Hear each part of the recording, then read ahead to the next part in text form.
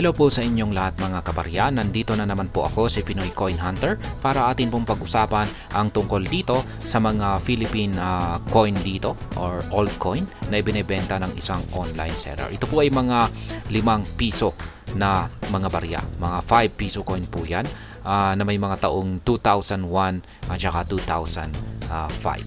Kaya yan, nakikita natin dito ay meron po siyang 5 mga piraso. At mukhang medyo maayos naman yung kanilang mga kondisyon. Pero mukhang may mga yung ilan sa mga ito ay may mga gas-gas na. Mukhang used coin po ito. Ayan, dahil sa mga gas-gas na yan.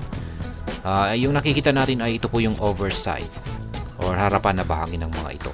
At ayan po, meron po siyang 3 piraso na may taong 2001 at saka 2 piraso na may taong 2005. Ayan, yung nakaukit po na mukha rito ay si Emilio Aguinaldo po ito. Ayan, 5 piso coin. Yan po yung kanyang denomination or yung kanyang face value or halaga noong ginamit po ito sa sirkulasyon. Ayan, 5 piso coin po ito. At ayan, may nakaukit dito na Republika ng Pilipinas. At ayan, ito naman yung isa pang kanyang kuha sa medyo ibang anggulo. At ayan, mas malinaw po yata yung kanyang kuha rito. Ayan, may mga gas-gas po yung gilid nito, parang naubos yung gilid nito. Ayan, hindi natin alam yung nandito sa gitna na ito. Dapat ganito po talaga yung gilid. Pero yung nandito sa ating pinaka bandang kaliwa na ito ay hindi natin alam kung anong nangyari sa kanyang gilid. Ayan, parang naubos. Yung ito naman ay may dent po siya rito or may yupi. At yan yung mga 2005 niya ang medyo parang maayos dito. At saka syempre yung 2001 niya na nandito sa gitna. Ayan, yan po ulit. Ito po yung reverse side. Ito yung kanilang likuran na bahagi. Ayan, mukhang maayos naman po yung kanilang mga likurang bahagi dito. Except yung ito may nakikita po tayo rito na ayan, parang yupi. Ayan, 1993 may nakikita tayong taon rito pero hindi po ito yung talagang taon ng mga baryang ito. Yung talagang taon ng mga ito ay yung nandito sa kanilang overside. Kaya ayan, at nandito na rin ay yung Bangko Sentral ng Pilipinas. Logo ng Bangko Sentral ng Pilipinas po yan. Yung disenyo na nakikita natin dito.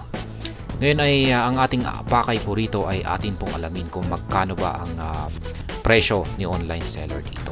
Para at least magkaroon po tayo ng ideya sa presyo ng mga ganitong barya kung meron po tayong tinatago na rin na ganitong barya at gusto natin itong ibenta sa iba. Pero bago yan ay check po muna natin yung mga detalye nito kay Numista. Ayan po talaga, mas malinis po yung kuha ni Numista rito. Ganyan po talaga yung detalye nito, mga nakaukit na detalye nito. At yan, ito po yung kanyang overside or harapan na bahagi at ito naman yung kanyang reverse side or likuran na bahagi. Meron po itong mga taong 1995 hanggang 2017. Kaya yan yung sample po nito ni Numista ay taong 2016. Gawa po ito sa nickel brass. Ayan, purely nickel brass. Kaya ganyan po yung kanyang kulay. Ayan. Maraming nagsasabi na maganda raw yung kanyang kulay. Kaya maraming nangungulekta nito kasi kakaiba yung kanyang kulay, maganda raw. Kaya yan, smooth po yung gilid niya, yung side niya. Kaya ito po yung yan yung mga check natin yung taong 2001. Ayan ay may presyo po rito si Numista na nasa 5 pesos. Yan, 5 pesos hanggang 180 pesos yung kanyang presyo sa 2001. Yung 2005 naman ay ayan, 5 pesos hanggang 43 pesos. Kaya mas mahal yung 2001 kasi mapapansin natin dito na mas mababa yung kanyang frequency na 19% lamang. Yung 2005 ay 33%. Kung mataas po kasi or kung mataas po kasi yung kanyang frequency percentage ay ibig sabihin ay marami pong mga taong gustong magbenta nito. Kung pag 19% ay konti lang. Kaya yan, syempre kung konti lang yung nagbebenta nito ay mas mataas yung presyo. At syempre pagdating po ay Numista ay mababa po kasi talaga ang kanyang presyo dito. Mga minimum price lamang po ang kanilang mga nakalagay rito. Ngayon ay check po natin yung presyo naman ni online seller dito sa kanyang mga 5 piso coin dito na may mga taong 2001 at saka 2005. Ayan, pero malamang yung baka presyo niya rito ay para sa 5 piraso na ito. Kaya ayan, ang kanyang 5 piraso na ito na mga 5 piso coin na may taong 2001 at saka 2005 ay kanya pong ibinebenta yan sa napakamurang presyo na 199 pesos. Yan. Parang 200 pesos na rin yan. Kulang na lang ng 1 piso ay 200 pesos yan. At least, honest po siya rito. Sinabi niya na well used po ang mga ito or gamit na gamit ang mga ito or ginamit sa sirkulasyon.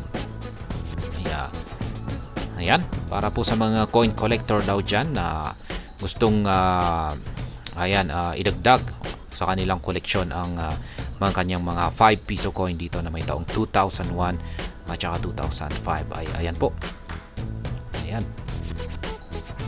At ngayon ay kung meron naman po tayong ganitong mga barya at nais natin itong ibenta ay at least nagkaroon po tayo ng ideya sa posibleng halaga ng mga ito. Kung sana ay si online seller ay binibenta po niya ito sa halagang 199 pesos. Pero hindi po natin alam kung makukuha natin yung 5 piraso na ito sa halagang 199 pesos or 199 pesos ang tig-iisa na piraso sa mga ito. Yan, muli po nating pagmasdan. At hanggang dito na lamang po tayo sa video na ito mga kabarya. Sana po ay inyong nagustuhan ang aking paliwanag tungkol sa mga baryang ito. Marami pong salamat sa panonood. Ingat po tayo lagi at God bless po sa ating lahat.